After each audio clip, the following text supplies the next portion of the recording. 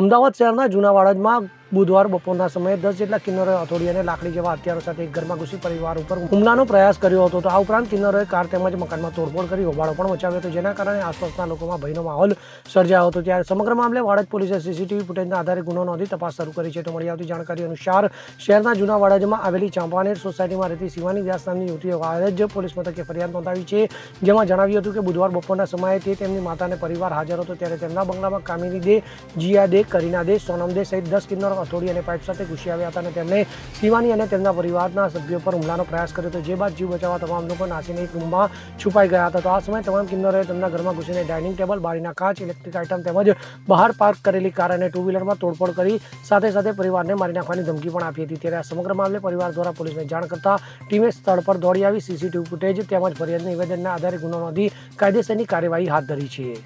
Bureau report CN24 news. હવે જુઓ દેશ દુનિયાની તમામ ખબરો તમારી આંગળીના ટેરવે. ઉઠાવો મોબાઈલ અને Google Play Store પરથી ડાઉનલોડ કરો અમારી CN24 ન્યૂઝ મોબાઈલ એપ.